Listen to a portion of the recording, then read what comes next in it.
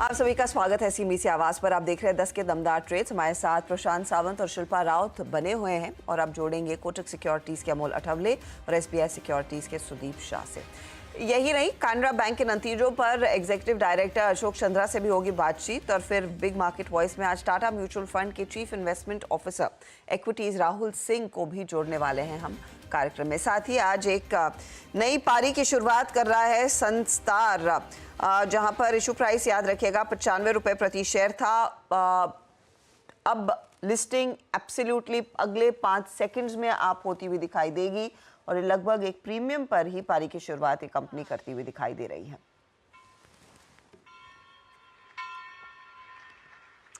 तो संस्टार ने अपनी पारी की शुरुआत शेयर बाजार पर की है, लगभग 14% के प्रीमियम पर। बीएसई पर 106 रुपए 40 पैसे पर यह ट्रेड करता है।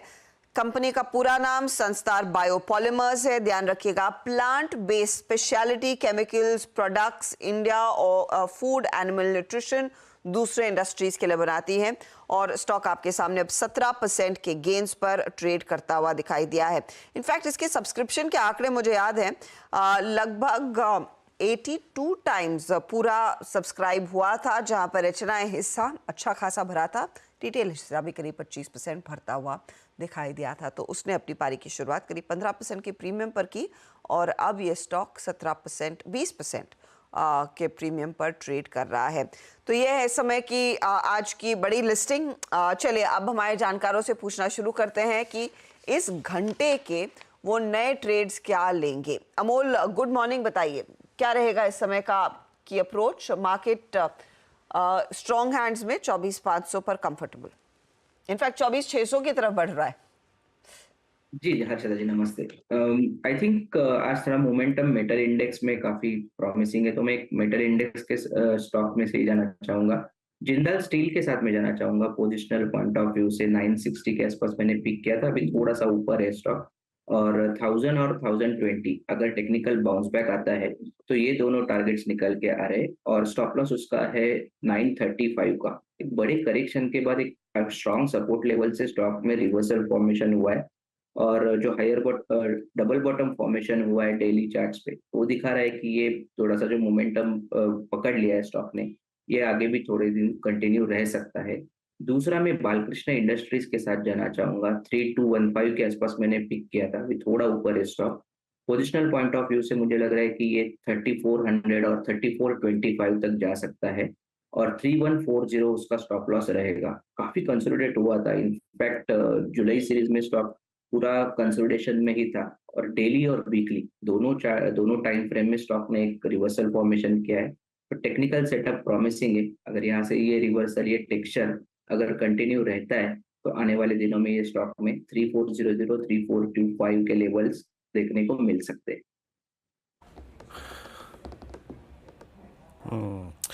Okay Sudeep, good morning. आपके दो trades. Good morning Veeru ji. Veeru, मुझे लग रहा है कि ऑटो स्पेस में थोड़ा ज्यादा रुझान है और auto as well as auto ancillaries. तो मेरा पहला पिक है ऑटो एंसिलरी का, है बैंको प्रोडक्ट्स। बैंको प्रोडक्ट्स में हमने देखा है कि स्टॉक का जो वीकली और मंथली ट्रेजेक्टरी है वो तो काफी स्ट्रांग है, पर पिछले 10-15 दिन से या 20 दिन से स्टॉक 675 और 719 के रेंज में ट्रेड कर रहा था और आज वहां से कंसोलिडेशन ब्रेकआउट आया है। सॉरी। तो मुझे लग रहा है यहाँ पे 710 के स्टॉप लॉस से 755 765 के टारगेट्स के लिए बैंको प्रोडक्ट्स बाय कर सकते हैं। दूसरा स्टॉक जो मुझे पसंद आ रहा है वो है अशोक लेलैंड। अब अशोक लेलैंड में एक बढ़िया ब्रेकआउट आया है। ऑलरेडी एक अप ट्रेंड में था स्टॉक, उसके बाद पिछले 1-1.5 महीने में हमने देखा स्टॉक ने अपना जो 50 दिन का जो मूविंग एवरेज है वहां पे 225 का, वहां पे रिटेस्ट करके काफी कंसोलिडेट किया। और पिछले 2 सेशन से हमने देखा है अच्छा स्ट्रॉन्ग एक्शन और आज वापस से एक ब्रेकआउट आया है। तो मुझे लग रहा है अशोक लेलैंड में बाई कर सकते हैं 237 के स्टॉप लॉस से 252 के टारगेट के लिए। ओके, तो अशोक लेलैंड और बैंको प्रोडक्ट्स में एक अपॉर्चुनिटी। शिल्पा जी, फटाफट आपके ट्रेड्स। जी हर्षिता जी, मेरा पहला ट्रेड रहेगा मैक्स फाइनेंशियल सर्विसेज में। मैक्स फाइनेंशियल सर्विसेज मुझे लगता है बहुत अच्छे ब्रेकआउट पे, काफी देर के दिनों के बाद, एक कंसोलिडेशन के बाद रेंज ब्रेकआउट पे है 1100 के ऊपर। ये एकदम बहुत ही स्ट्रॉन्ग ब्रेकआउट है, तो मुझे लगता है यहाँ पे 1180 से 1200 आपको बहुत ही क्विक आते हुए मिलेंगे। तो 1090 के स्टॉप लॉस से मुझे लगता है एमएफएसएल पे आप बाय कर सकते हैं फॉर अ टारगेट ऑफ 1180 से लेके 1200। मेरा दूसरा रहेगा यहाँ पे बाय, मुझे टीवीएस मोटर्स अच्छा लग रहा है। टीवीएस मोटर्स में भी एक अच्छा मोमेंटम है, ब्रेकआउट आ रहा है, तो TVS Motors can do 2580 to 2600। इसका 2600 का कॉल ऑप्शन मैंने प्रभुदास लीलाधर में रेकमेंड किया हुआ है अराउंड 58-59। तो आप इसमें भी पार्टिसिपेट कर सकते हैं with stop loss of 45 and look for target still 100। Okay, ये दो ट्रेड्स आपके हो गए। प्रशांत, आपके दो ट्रेड्स। वीरू जी, मेरा फर्स्ट पिक जीएनएफसी होगा। यहाँ पे मेरा स्टॉप लॉस होगा 668, 670 के नीचे 668। टारगेट मेरा होगा 710, 710 का। और नेक्स्ट पिक मुझे लग रहा है एक बहुत अच्छे बेस से जो निकल पड़ा है वो कैनफिन होम है। यहाँ पे स्टॉप लॉस रखेंगे 834 स्पॉट 834, और जो टारगेट है वो हम 885 से लेके 890, 885, 890 रख सकते हैं। और एक क्विक अपडेट देना चाहूंगा, जो आयशर मोटर्स की कॉल 5000 की दी थी फॉर अ टारगेट ऑफ 200, वो 190 का हाई बना चुके हैं। मुझे लग रहा है आप स्टॉप लॉस कॉस्ट के थोड़ा नजदीक ला सकते हैं, अराउंड 110, और होल्ड कर सकते हैं। ये फिलहाल आपके लिए अपडेट्स आते हुए नए ट्रेड्स को लेकर, और आयशा मोटा आपकी स्क्रीन पर। लेकिन बात कैनरा बैंक की करते हैं। कैनरा बैंक के नतीजे हमने देख लिए हैं और उसी पर और डिटेल में बातचीत करेंगे।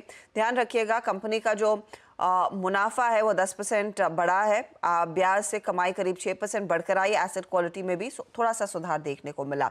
अब यहाँ से आगे का आउटलुक क्या है, एसेट क्वालिटी की कितनी और स्थिति बेहतर हो सकती है, डिमांड लोन्स का कितना बढ़ रहा है, सब पर बात करने के लिए बैंक के ईडी अशोक चंद्र हमारे साथ है। चंद्र साहब, स्वागत है आपका सीएनबीसी आवाज पर and congratulations on a strong quarter. Quarterly numbers पर मैं बात करना चाहूंगी, लेकिन पहले सर, जो इस समय आज की सबसे बड़ी खबर है ना, अज्यूमिंग आप इसको लेकर प्रिपेयर्ड आए हैं। आरबीआई ने जो नॉर्म्स दिए हैं कि इंटरनेट और मोबाइल बैंकिंग के लिए अब बैंक्स को थोड़े से रिस्क वेट्स बढ़ाने पड़ेंगे। 5% रिस्क वेट बढ़ाने की सिफारिश है। ये बताइए, पहले तो आरबीआई को क्यों लगता है यहाँ पर रिस्क वेट्स बढ़ने चाहिए, और इससे आपके बैंक की एलसीआर कहां पर पहुंचती दिखाई देगी, क्या इम्पैक्ट आएगा? नमस्कार। और सबसे पहले मैं आपके प्रश्न का जवाब दूं। आपके चैनल के माध्यम से मैं अपने सारे 11 करोड़ कस्टमर और अपने 84,000 एम्प्लॉइज का शुक्रिया अदा करना चाहूंगा, उनके विश्वास के प्रति और उनके कमिटमेंट जो ऑर्गेनाइजेशन के प्रति है। नाउ, अभी जो आपने क्वेश्चन किया कि एलसीआर पे क्या इम्पैक्ट आएगा, हमने उसको एक रफ एस्टिमेट किया है, और हमारा जो एलसीआर है वो ऑलरेडी रेगुलेटरी जो रिक्वायरमेंट है 100%, उससे काफी ऊपर है।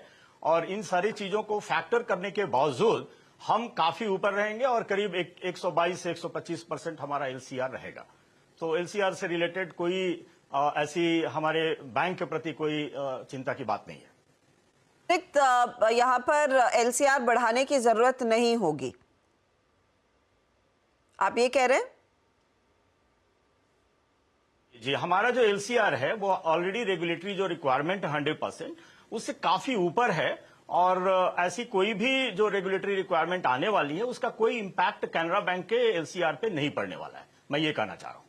I understand. चंद्र साहब, ये लोग ये भी कह रहे हैं, और रिपोर्ट्स में जो पढ़ रही थी सुबह में, कि इसका मार्जिन्स पर थोड़ा सा इम्पैक्ट आता हुआ दिखाई दे सकता है, इसका प्रॉफिटेबिलिटी पर इम्पैक्ट आएगा। उसका कुछ बैक ऑफ द एनवेलप आप गणित कर पाए हैं क्या, कि रफली कितना इम्पैक्ट आएगा?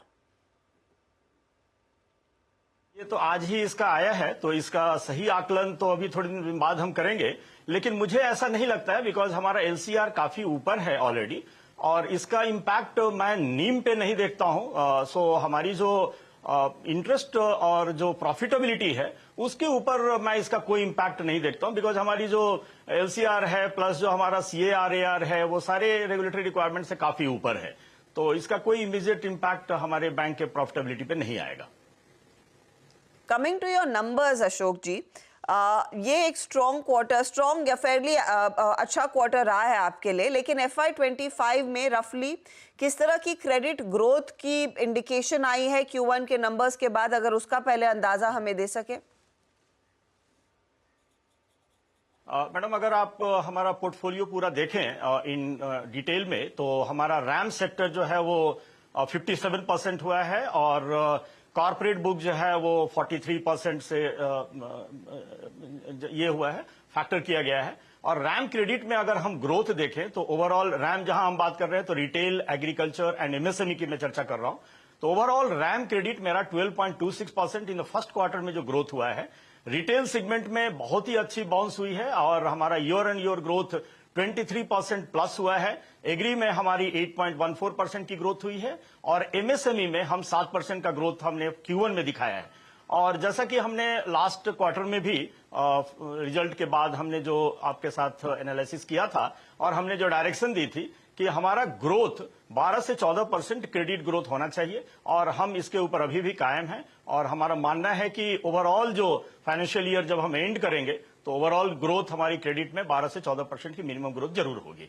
हमने डायरेक्शन जो दिया है, जो आप अगर हमारा देखें तो एडवांसेज में हमने डायरेक्शन 10% दिया, थोड़ा कंजर्वेटिव हमारा डायरेक्शन रहा है, लेकिन इस क्वार्टर में ही हमने 10% का ग्रोथ दिखाया है क्रेडिट में। ओवरऑल ग्रोथ हमारा 12 से 14% रहेगा। ओके, चंद्र साहब नमस्कार, वीरेंद्र बोल रहा हूँ दिल्ली स्टूडियोज से। ये मतलब पूरी बैंकिंग प्रणाली, सारे बैंक्स जो हैं इस वक्त कासा को लेके जूझ रहे हैं, सब्सटेंशियल डिप है, बट आपने कासा के फ्रंट पे बहुत अच्छा किया। इनफैक्ट मैं कल एक और बैंक की मैनेजमेंट से, सरकारी बैंक की मुखातिब हो रहा था, उन्होंने भी काफ़ी अच्छा किया था। ये एक वाकई सरप्राइजिंग और सराहनीय आई थिंक नंबर है। बट ये कासा की ट्रेजेक्ट्री आगे क्या कम हो सकती है या यही रहेगी? क्योंकि मैं दूसरी चीज़ जो देख रहा था, क्योंकि डिपॉजिट ग्रोथ आपकी थोड़ी कम है। अभी हाल ही में HDFC बैंक ने भी अपने डिपॉजिट रेट्स को बढ़ाया है, तो आगे जाके NIMs की ट्रेजेक्ट्री कैसी रहेगी? आपका कासा हेल्दी है, बट क्या आपको डिपॉजिट रेट बढ़ाने पड़ेंगे? अगले 2 क्वार्टर्स में NIMs की ट्रेजेक्ट्री इसके चलते रहेगी क्या? मैं सबसे पहले कासा पे थोड़ी बात करना चाहूंगा, जिससे थोड़ी क्लैरिटी भी मिलेगी आपको भी और हमारे सारे दर्शक जो इससे जुड़े हुए हैं। सेविंग डिपॉजिट, आपने बिल्कुल सही कहा। सेविंग डिपॉजिट अगर हम देखें तो पिछले 1 साल में काफी अच्छी ग्रोथ हुई है। जैसे कि जून 23 में अगर आप हमारा सेविंग डिपॉजिट देखें तो 3,20,000 था और 12,000 करोड़ हमने 1 साल में ऐड किया है। इनफैक्ट सेविंग डिपॉजिट के भीतर 2 कंपोनेंट होते हैं, एसबी इंडिविजुअल होता है और एसबी इंस्टीट्यूशनल होते हैं। और अगर मैं बात करूं एसबी इंडिविजुअल, दैट वही एक कोर डिपॉजिट होता है सेविंग के भीतर, उसके भीतर हमारी एक्चुअल ग्रोथ हुई है 15,000 करोड़ और एसबी इंस्टीट्यूशनल में हमारा 3,000 करोड़ का डिप हुआ है, जिसके कारण एक्चुअल सेविंग डिपॉजिट में जो ग्रोथ दिख रहा है वो 12,000 करोड़ का दिख रहा है। एसबी इंस्टीट्यूशनल में थोड़ी कमी सारे बैंकिंग में हुई है, because the government, central government and state government, most of the deposits वो पहले हमारे बैंकिंग सेक्टर में रखते थे। अभी उनकी जो सारी डिपॉजिट्स हैं वो या तो रिजर्व बैंक में रखते हैं या ट्रेजरी के थ्रू डायरेक्ट पेमेंट करते हैं।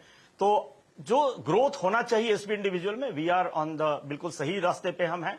और इसके लिए मैं आपको बताऊंगा, जैसे लास्ट ईयर भी हमने जब इंटरेक्ट किया था तो बताया था कि सेविंग डिपॉजिट से रिलेटेड काफी नई स्कीम एंड डिजिटल बैक्ड हमने काफी स्कीम्स लॉन्च की है और उसका मैं देख रहा हूं कि काफी अच्छा इंपैक्ट पड़ा है लोगों के प्रति। एंड जैसा कि हमने एक last year salary deposit scheme launch की थी, उसके भीतर ऑलरेडी करीब 7 लाख हमने नए अकाउंट ऐड किए हैं, जिसमें करीब 4,000 करोड़ के नए पोर्टफोलियो ऐड हुए हैं सेविंग डिपॉजिट के भीतर। इस साल हमने कैनरा एंजल करके नई प्रोडक्ट लॉन्च की है जो वीमेन के लिए है और उसमें भी 2 महीने के भीतर हमने करीब 3.5 लाख नए अकाउंट ऐड किए हैं। तो सेविंग डिपॉजिट के ऊपर काफी फोकस है हमारा और हमारा मानना है कि इस फाइनेंशियल ईयर में हमारी काफी अच्छी ग्रोथ सेविंग डिपॉजिट में होगी, जिसके कारण हमारा कासा का अच्छा ग्रोथ होगा। आपने जो बात की रिटेल टर्म डिपॉजिट की और ओवरऑल डिपॉजिट की, आई थिंक अगर आप इस क्वार्टर का ही परफॉर्मेंस देखें तो डिपॉजिट के भीतर भी बैंक ने काफी अच्छा प्रदर्शन किया है। और जब हम रिटेल डिपॉजिट की बात करते हैं तो रिटेल डिपॉजिट में भी मोर देन 10% का हमारा इस क्वार्टर में ग्रोथ हुआ है। तो हम ऐसा देख रहे हैं कि हमारी जो एग्जिस्टिंग जो डिपॉजिट रेट है, उस रेट के ऊपर हमारी जो 9,500 ब्रांचेस हैं, वो सारी ब्रांचेस हमने एक्टिवेट किया है और सारी ब्रांचेस के थ्रू हम ये सारी रिटेल डिपॉजिट एंड कासा को मोबिलाइज कर रहे हैं। एंड मुझे ये पूरा विश्वास है कि इस पूरे फाइनेंशियल ईयर में हमारा डिपॉजिट और कासा में काफी अच्छा ग्रोथ रहेगा। ओके, अच्छा सर, कोई फंड रेजिंग का प्लान या फिर किसी सब्सिडरी में कोई स्टेक सेल का प्रोग्राम? जैसा कि यह कल भी हमारे एमडी साहब ने भी एनालिस्ट मीट में बताया था कि दो कंपनियां हैं जो Canara Robeco asset company and Canara HSBC life, ये दो कंपनी में हम डाइवेस्टमेंट का प्लान कर रहे हैं। इसकी लिस्टिंग की प्लानिंग ऑलरेडी शुरू है। दोनों कंपनी के बोर्ड ने ऑलरेडी अप्रूवल दी है, कैनरा बैंक के बोर्ड ने भी अप्रूवल दे दिया है।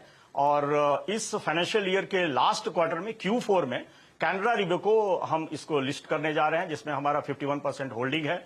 कैनरा एचएसबीसी लाइफ भी हम नेक्स्ट फाइनेंशियल ईयर के फर्स्ट क्वार्टर में इसकी लिस्टिंग की प्लानिंग है।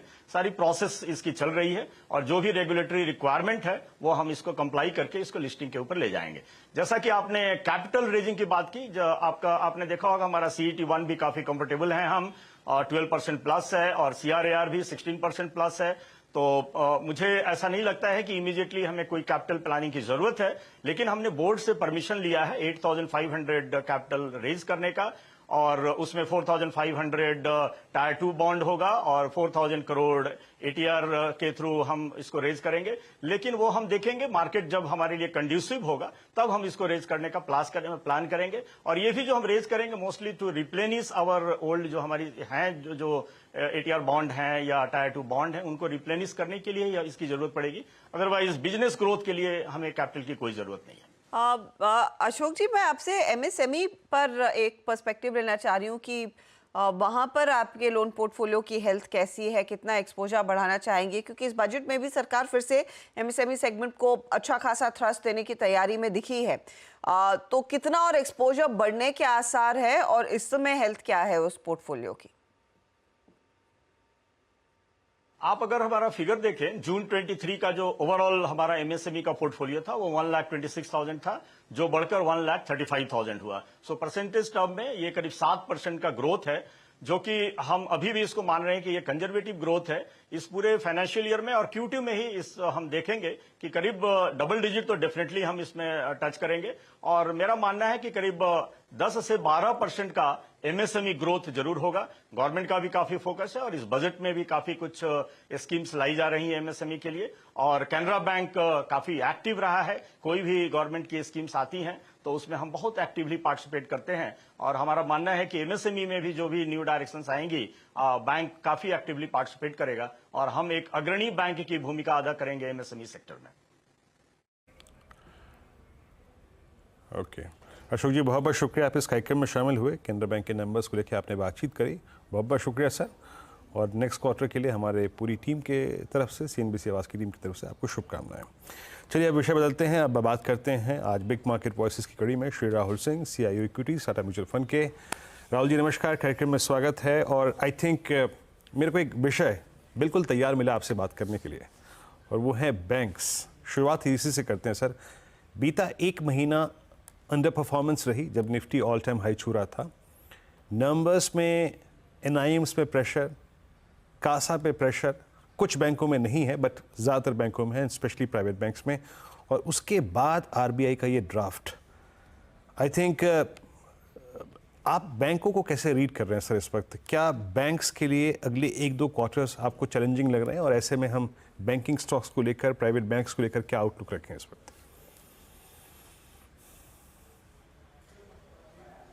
हाँ देखिए, पिछले कुछ क्वार्टर से ये ट्रेंड चल रहा है। डिपॉजिट के प्रेशर तो है, डिपॉजिट और क्रेडिट ग्रोथ में गैप भी है, और ये मुझे लगता है अगले 6 महीने 9 महीने हो सकता है चले। लेकिन बैंक्स दो चीज़ें कर रही हैं इसमें, अपनी ग्रोथ भी स्लो डाउन कर रही हैं थोड़ी। जो 16-17% ग्रोथ एक्सपेक्टेशन थी वो अब 13-14% या 12% हो गई है, जो कि मैं मानता हूं एकमात्र तरीका है इस प्रेशर को मैनेज करने का, जब तक कि डिपॉजिट ग्रोथ पिकअप ना हो। रही बात नए रेगुलेशंस की, आई थिंक RBI काफी प्रोएक्टिव रही है सारे रिस्क को कंट्रोल करने में। पहले तो उसने एसेट क्वालिटी और एसेट साइड को पूरा सॉर्ट आउट कर दिया है। अब लायबिलिटी साइड पे जो भी रिस्क हैं उनको मैनेज करने के लिए ये रेगुलेशंस आ सकती हैं। तो ये सब मेरे ख्याल से लॉन्ग टर्म में एक बैंकिंग सेक्टर को रीरेट करने वाली चीजें हैं। तो शॉर्ट टर्म इम्पैक्ट ना देखते हुए अगर हम इसको देखें कि लॉन्ग टर्म में इसका क्या इम्पैक्ट होगा स्टेबिलिटी पे, बहुत ही अच्छी चीज, अच्छी मूव हो सकती है। और स्पेशली अगर मैं कंपेयर करूं हमारे बैंकिंग सिस्टम को चाइना से या दूसरे डेवलप्ड मार्केट से, तो ये सब चीज़ें जो हैं आगे जाके काफ़ी काम आएंगी और मेरे ख्याल से लॉन्ग टर्म के लिए बहुत ही पॉजिटिव है। तो अगले 6 महीने में हो सकता है सेक्टर कंसोलिडेट करे, हो सकता है स्टॉक स्पेसिफिक मूव्स हो जहां पे कोई कंपनी अच्छा कर रही है उसमें हमें ज़्यादा एक्साइटमेंट देखने को मिले। लेकिन अगर मैं 2-3 साल की व्यू लेता हूं, जो कि हमें लेना भी चाहिए इस सिनेरियो में, जहां की कुछ सेक्टर्स में, जैसे कि मैं देखता हूं कुछ सेक्टर्स में जैसे मैन्युफैक्चरिंग, कैपिटल गुड, डिफेंस में हम 5 से 10 साल का भी व्यू ले रहे हैं और कुछ चीज़ों में तो वैल्यूएशन में हमने 10 साल फैक्टर इन कर लिया है। तो हमें बैंक्स में ये 6 महीने की इम्पैक्ट से या शॉर्ट टर्म इम्पैक्ट से हमें उतना मुझे लगता है इतना इम्पैक्ट नहीं होगा वैल्यूएशंस पे, क्योंकि वैल्यूएशंस ऑलरेडी काफ़ी चीप हैं। तो इस लेवल पे मुझे लगता है कि ये जो अनसर्टेनिटी पीरियड है, जो कि माइनर अनसर्टेनिटी है मेरे हिसाब से, वो उसे हमें यूज करना चाहिए जी। अगले 3 से 5 साल के व्यू पॉइंट ऑफ व्यू से। ओके, तो आपको समझ में आएगा कि मेरा प्रश्न क्या था, किस तरफ केंद्रित था, और मतलब मानना सर का यही है कि राहुल जी का कि अगर आप एक इन्वेस्टर हैं तो इस डिप्स को शायद आपको इस्तेमाल करना चाहिए। अगर आप एक मीडियम टर्म इन्वेस्टर हैं, 2, 5, 3 साल देने चाहते हैं बैंकों को, तो समय अच्छा है। अच्छा, इस बजट स्पीच में, बजट में आई थिंक कंजम्पशन को एक पुश दिया गया। अब सडनली इस बजट के बाद 2 चीज़ें बहुत स्ट्रॉन्ग हैं सर और एक्टिव हैं। पूरा एफएमसीजी बास्केट आप देखिए स्ट्रॉन्ग मोमेंटम प्रोवाइड कर रहा है, और इवन ये बिहेवियर हमने आई थिंक इलेक्शन के रिजल्ट्स के बाद भी देखा था। Now FMCG along with IT, जहाँ पे नंबर्स स्ट्रॉन्ग आ रहे हैं sir, and specially BFSI vertical बहुत स्ट्रॉन्ग कर रहा है, हेड काउंट्स कंपनियाँ बढ़ा रही हैं। आपका डिफेंसिव्स में इस वक्त एफएमसीजी पे, आईटी पे ज़्यादा व्यू क्या है, तवज्जो किसको दे रहे हैं आप, और एक्यूमुलेशन फेज में आपको अभी भी कौन सा स्पेस लग रहा है? नहीं, बिल्कुल ही सही जवाब है आपका, सही प्रश्न है आपका, सॉरी। क्योंकि इलेक्शन के पहले से ही हमने देखा था कि जो 4-5 सेक्टर्स जो बहुत अच्छा कर रहे थे, जैसे defence, capital goods, manufacturing, power, real estate, PSUs, ये जो 5-6 सेक्टर्स थे, इनकी वैल्यूएशंस कहीं कहीं पर ऐसे स्तर पे पहुंच गई थी जहां पे हम बहुत ऑप्टिमिस्टिक प्रोजेक्शन भी करें तो हम वो जस्टिफाई नहीं कर पा रहे थे। तो इलेक्शन के पहले से और इलेक्शन के बाद ये जो है रोटेशन जो है ये शुरू हो चुका है कि ये जो सेक्टर्स बहुत अच्छा कर चुके हैं वहां से हम कैसे अपने पोर्टफोलियो को बैलेंस करें, क्योंकि आज के दिन में हमें ये बैलेंस मेंटेन करना बहुत जरूरी रहेगा। क्योंकि जब वैल्यूएशन बढ़ती है ये इन सेक्टर्स में, तो रिस्क भी बढ़ जाता है। और अगर मैं वही देखूं, जैसे हम बैंक्स की बात कर रहे थे कि रिस्क अब 5-10 बेसिस पॉइंट निम्स की रह गई है, लेकिन वैल्यूएशन अब इस लेवल पे है कि हम वहां से वो उतना रिस्क ले सकते हैं। सिमिलरली आईटी में वो सिनेरियो थी जब रिजल्ट्स आने के पहले। मुझे लगता है फार्मा एक ऐसा सेक्टर है, हालांकि आईटी और कंज्यूमर लाइमलाइट में है, लेकिन फार्मा एक ऐसा सेक्टर है जहां की हमें ग्रोथ एक्सपेक्टेशन की भी चिंता नहीं है, क्योंकि ग्रोथ अच्छी आ रही है, वैल्यूएशंस बढ़े हैं, बट वैल्यूएशंस अभी भी अगर मैं पूरे मार्केट से कंपेयर करूं तो उतनी एक्सपेंसिव नहीं है। तो मुझे लगता है कि डिफेंसिव सेक्टर्स में अगर मैं देखूं तो आईटी में बॉटम हो गया है, लेकिन ग्रोथ आने में थोड़ा टाइम लगेगा। फार्मा आई थिंक ग्रोथ आ रही है, तो मुझे सबसे अच्छा फार्मा सेक्टर लगता है। और बैंकिंग, जहां पे मुझे लगता है 3-6 महीने के बाद वापस ग्रोथ आनी शुरू हो जाएगी। जहां तक कंज्यूमर की बात है, अभी हम थोड़ा स्टॉक स्पेसिफिक उसमें हो गए, क्योंकि कुछ स्टॉक्स में अभी भी मुझे लगता है कि ग्रोथ अच्छी आ सकती है, क्योंकि बेस बहुत लो है। वैसे कुछ स्टॉक्स में आपने रिजल्ट्स में भी देखा होगा, कुछ कंपनीज अच्छी रिजल्ट्स आ रही है, वॉल्यूम ग्रोथ अच्छी आ रही है, कुछ कंपनीज की वॉल्यूम ग्रोथ नहीं आ रही है। तो कंज्यूमर में थोड़ा सा स्टॉक स्पेसिफिक हमें रहना पड़ेगा। लेकिन हाँ, एक बात तो है कि एक ऊपर से अगर हम ऊपर वाली व्यू लें, टॉप डाउन व्यू लें, तो ये बहुत क्लियर है कि डिफेंसिव सेक्टर्स में एलोकेशन बढ़ाने का टाइम आ गया है। और मैं उनको डिफेंसिव सेक्टर्स भी नहीं बोलूंगा, क्योंकि फार्मा में ग्रोथ आ रही है, बैंकिंग में ग्रोथ आ सकती है, तो इनको केवल डिफेंसिव बोलना भी गलत होगा।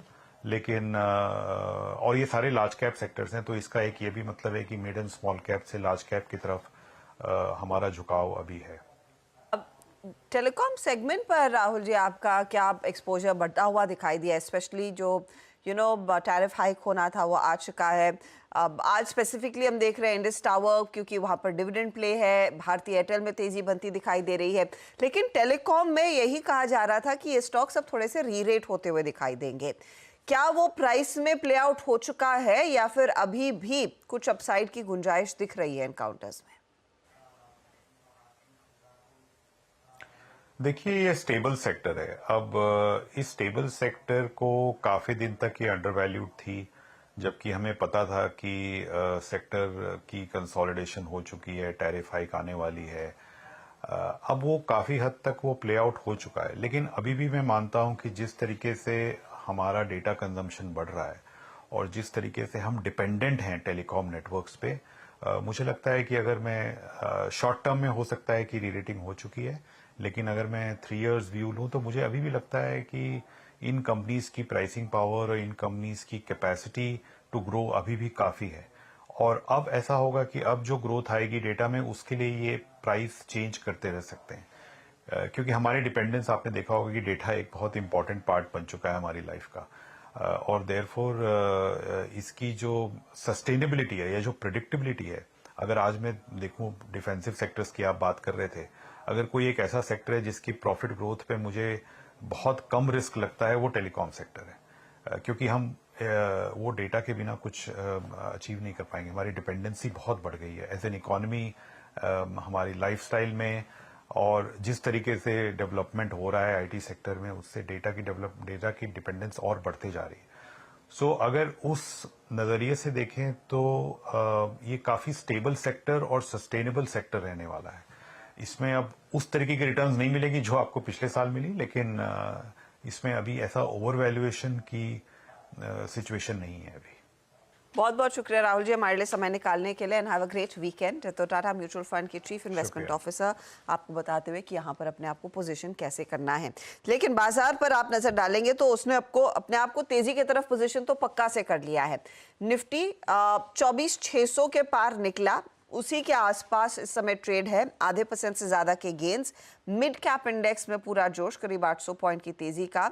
निफ्टी बैंक आज थोड़ा सा शांत है, 134 अंकों की गिरावट देखने को मिली है, लेकिन कोशिश ये भी कर रहा है रिकवर करने की। यहाँ से आगे का बाजार का सिलसिला और आपके सवाल जवाब का सिलसिला नीरज जी को सौंपेंगे, लेकिन एक छोटे से ब्रेक के बाद।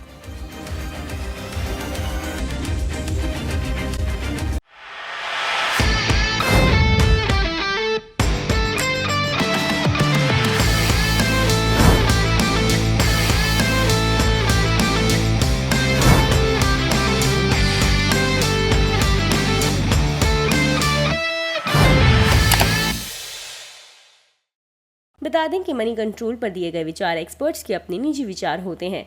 वेबसाइट या मैनेजमेंट इसके लिए उत्तरदायी नहीं है।